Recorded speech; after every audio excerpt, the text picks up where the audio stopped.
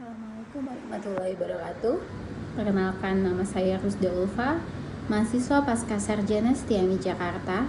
Saya mengambil jurusan Administrasi Manajemen Publik. Berikut adalah vlog kedua saya untuk mata kuliah Kepemimpinan dengan dosen Bapak Dr. Taufan Malamin. Materi yang akan saya sampaikan berjudul Kepemimpinan dan Perubahan Genre. Sebelumnya, saya minta tolong di like dan subscribe ya. Terima kasih. Apa itu pemimpin dan perubahan genre? Itu pemimpin yang mampu menghadapi tantangan di masa kini dan juga sanggup untuk melihat dan menghadapi perubahan pada masa yang akan datang. Tantangan yang dihadapi pada pemimpin masa kini yaitu persaingan yang semakin ketat, perubahan lingkungan di masa yang akan mendatang. Hal yang bisa dilakukan adalah dengan melakukan perubahan desain dan struktur dalam organisasi. Diharapkan perubahan tersebut mampu untuk beradaptasi dengan teknologi yang baru, tantangan yang baru di masa yang mendatang.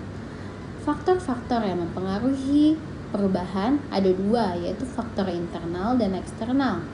Faktor internal adalah segala suatu faktor yang berasal dari dalam organisasi tersebut, biasanya berhubungan dengan sesama anggota organisasi, misalnya terkait dengan komunikasi antar anggota kelompok ataupun kepentingan dari masing-masing anggota kelompok.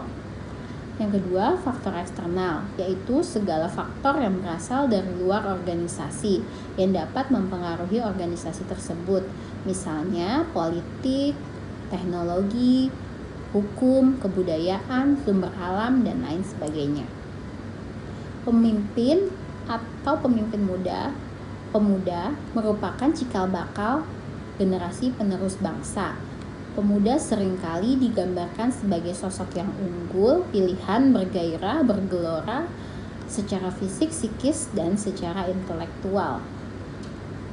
Pemuda juga digambarkan sebagai sosok transformator antara generasi terdahulu ke generasi berikutnya.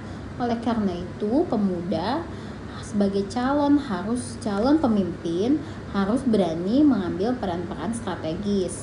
Sebagai kekuatan intelektual muda, para pemimpin muda harus mampu melakukan kajian-kajian strategis untuk permasalahan-permasalahan bangsa, dan pada akhirnya generasi muda ikut bertanggung jawab membawa bangsa ini menuju keadaan yang lebih baik, makmur, aman, dan damai ke depannya. Dulu Bung Karno pernah berkata, "Beri aku 1000 orang tua, maka akan kucabut Semeru dari akarnya. Dan beri aku 10 orang pemuda, niscaya akan kugoncangkan dunia." Dari ungkapan tersebut, kita bisa melihat betapa pentingnya nilai pemuda saat itu. Maka saat ini kita sebagai generasi muda harus terus menanamkan nilai-nilai itu pada diri kita. Harus tetap berjuang dengan keras, dengan gigih, dan menumbuhkan mental yang baik dalam diri kita agar para pemuda bisa membawa perubahan yang lebih baik bagi bangsa dan negara di masa yang akan mendatang. Peran pemimpin generasi muda dalam kehidupan bangsa ada 3. Peran sosial, yaitu generasi muda harus mampu peka terhadap realita yang ada pada masyarakat sekitar. Lalu peran menghapus praktik politik kotor. Generasi muda sebagai penerus bangsa harus mampu menghapus praktik politik kotor dan meluruskan penyimpangan yang terjadi dalam politik di pemerintahan. Yang ketiga, peran kultural, akademik, dan moral. Generasi muda haruslah menjadi insan yang terpelajar dan juga tetap memiliki integritas moral yang baik.